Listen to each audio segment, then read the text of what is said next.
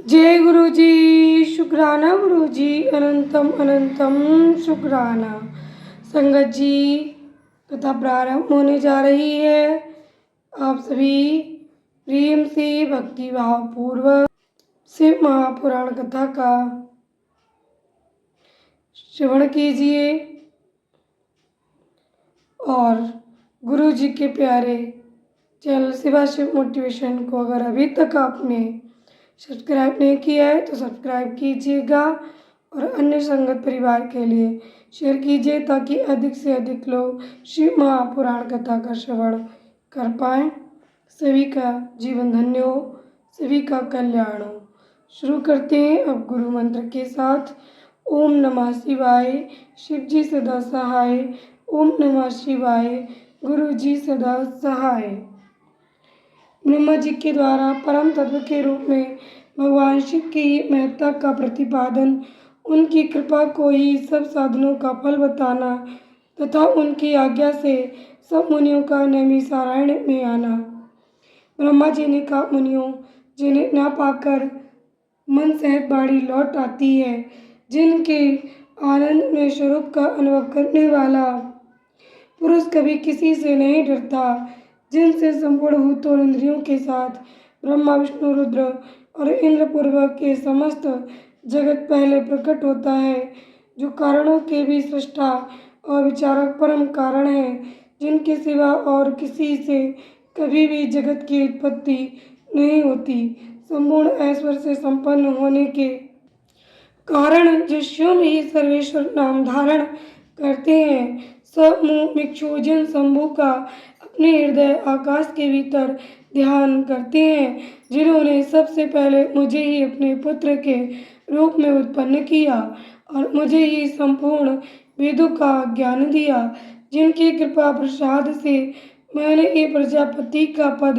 प्राप्त किया है, जो ईश्वर अकेले ही वृक्ष की भांति निश्चल भाव से प्रकाशमान आकाश में विराजमान है, जिन परम पुरुष परमात्मा से ये संपूर्ण जगत परिपूर्ण है, जो अकेले ही बहुत से निष्क्रिय जीवों के शासक एवं उन्हें सक्रियता प्रदान करने वाले हैं, जो महेश्वर एक बीज को अनेक रूपों में परिणित कर देते हैं, जो सबका शासन करने वाले ईश्वर इन जीवों सहित इन समस्त लोकों को वश में रखते हैं, सब रूपों में जो एकमात्र भगवान रुद्र ही है, दूसरा कोई नहीं है, जो सदा ही मनुष्यों के हृदय में भली भांति प्रविष्ट होकर स्थित है, जो स्वयं संपूर्ण विश्व को देखते हुए भी दूसरों से कदापि लक्षित नहीं होते और सदा समस्त जगत के अधिष्ठाता है, जो अनंत शक्तिशाली एकमात्र भगवान रुद्र काल से मुक्त समस्त कारणों पर भी शासन करते हैं, जिनके लिए न दिन है न रात्रि है, जिनके समान भी कोई नहीं है, फिर अधिक तो हो ही कैसे सकता है, जिनकी ज्ञान बल और क्रिया रूपा पराशक्ति स्वाभाविक एवं नित्य है, जो ईश्वर विनाशशील अव्यक्त प्रकृति पर तथा अमृत स्वरूप अक्षर अविनाशी जीवात्मा पर शासन करते हैं। उनका निरंतर ध्यान करने से, मन को उनमें लगाए रहने से तथा उन्हीं के तत्व की भावना करते हुए उनमें तन्मय रहने से जीव अंत में उन्हीं को प्राप्त हो जाता है। फिर तो सारी माया अपने आप दूर हो जाती है। उनके पास ना तो बिजली प्रकाश करती है और न सूर्य तथा चंद्रमा ही अपनी प्रभा फैलाते हैं, अपितु उन्हीं के प्रकाश से ये संपूर्ण जगत प्रकाशित होता है। ऐसा सनातन श्रुति का कथन है। एकमात्र महादेव महेश्वर को ही अपना आराध्य देव जानना चाहिए।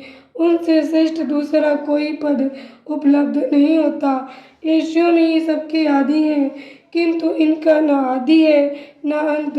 ये स्वभाव से निर्मल, स्वतंत्र, परिपूर्ण, स्वेच्छाधीन तथा चराचर रूप है।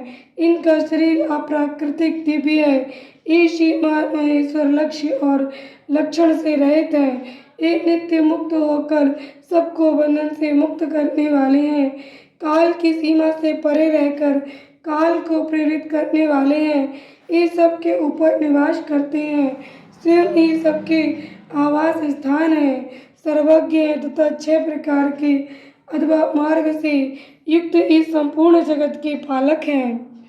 उत्तरोत्तर उत्कृष्ट भूतों से वे परम उत्कृष्ट हैं, उनसे बढ़कर दूसरा कोई नहीं है। अनंत आनंद राशि रूपी मकरंद पान करने वाले मधुव्रत भ्रमर है, अखंड ब्रह्मांडों को मसल कर मृतिपंड के समान कर देने की कला में पंडित हैं। उदारता, वीरता, गंभीरता और मधुरता के महासागर हैं, इनके समान भी कोई वस्तु नहीं है, फिर इनसे बढ़कर तो हो ही कैसे सकती है।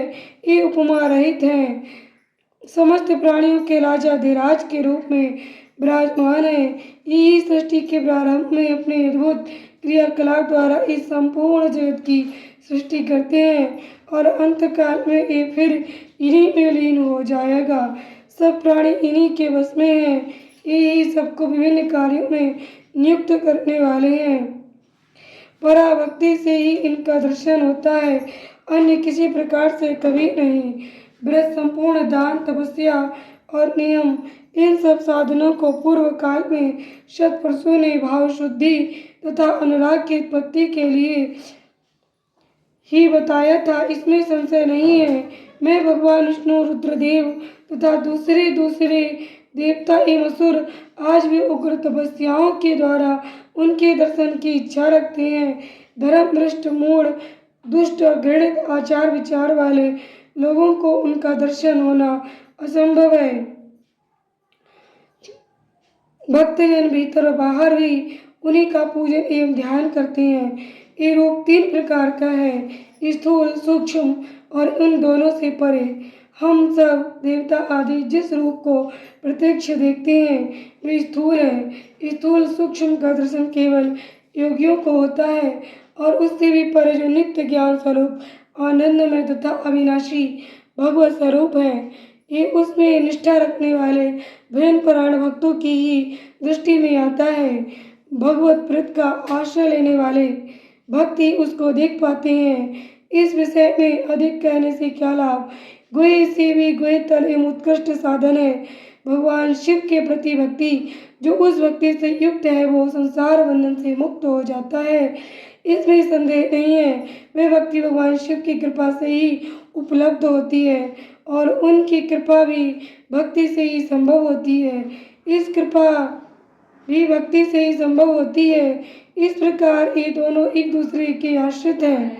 ठीक वैसे ही जैसे अंकुर से बीज और बीज से अंकुर होता है, जीव को भगवत कृपा से ही सर्वत्र सिद्धियां मिलती हैं। संपूर्ण साधनों से अंत में भगवान की कृपा ही साध्य है। अंतःकरण की शुद्धि या प्रसाद का साधन है। धर्म और उस धर्म के स्वरूप का प्रतिपादन वेद ने किया है। वेदों के अभ्यास से पहले के पुण्य और पापों में समता आती है। उस समता से प्रसाद, प्रसन्नता या अंतःशुद्धि का संपर्क प्राप्त होता है और उससे धर्म की वृद्धि होती है। धर्म की वृद्धि से पशु जीव के पापों का क्षय होता है। इस तरह जिसके पाप क्षीण हो गए हैं उस जीव को अनेक जन्मों के अभ्यास से क्रमशः उमा महेश्वर के तत्व का ज्ञान प्राप्त होकर उसके हृदय में उनके प्रति भक्ति का उदय होता है। उस भक्ति भाव के अनुरूप ही महेश्वर के कृपा प्रसाद का उद्रेक होता है। उस प्रसाद से कर्मों का त्याग होता है।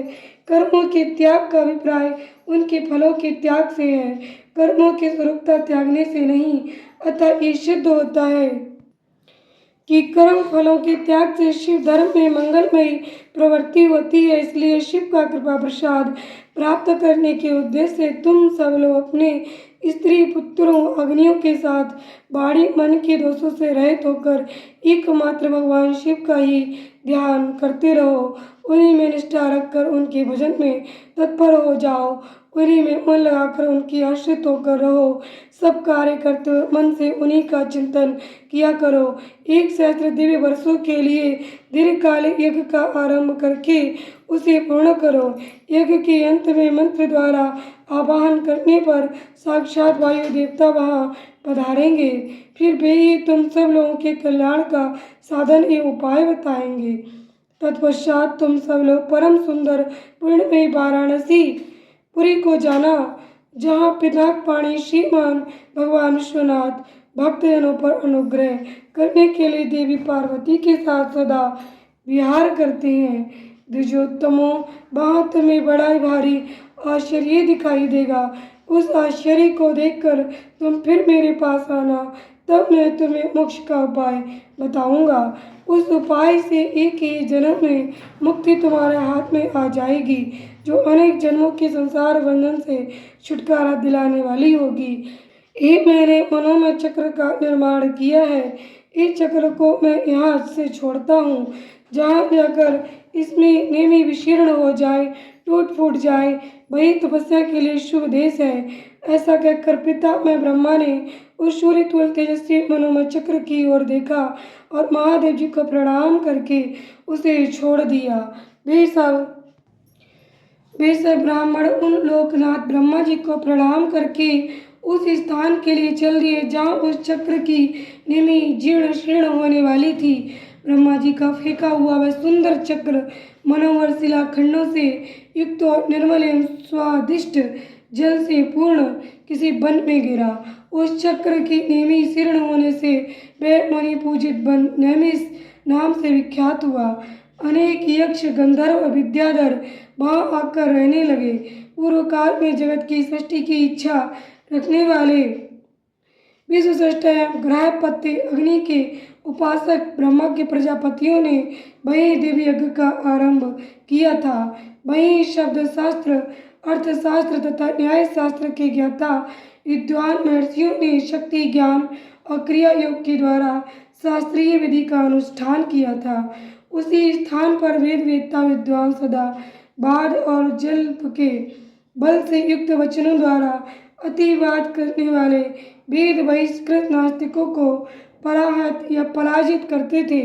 तभी से नैमिषारण्य ऋषियों की तपस्या के योग्य स्थान बन गया। इस स्फटिक मणि में पर्वत की शिलाओं से झरते हुए अमृत के समान मधुर एवं स्वच्छ जल के कारण वह वन बड़ा रमणीय प्रतीत होता है। वहाँ प्राय अत्यंत रसीले फल देने वाले वृक्ष हैं तथा उस वन में हिंसक जीव जंतुओं का अभाव है। जय गुरु जी, शुक्राना गुरु जी। संगत जी, आज डिवाइन ब्लेसिंग से भरा हुआ भगवान शिव की भक्ति से अत्यंत भरा हुआ ये अध्याय यहीं पर संपूर्ण हुआ। आप और आपका परिवार सदा स्वस्थ सुखी समृद्ध रहे। माता पार्वती, भगवान शिव, गणेश, कार्तिकेय, नंदी बाबा, हमारे गुरुपा महाशिव सभी की अनंत कृपा सभी संगत परिवार पर सदैव बनी रहे।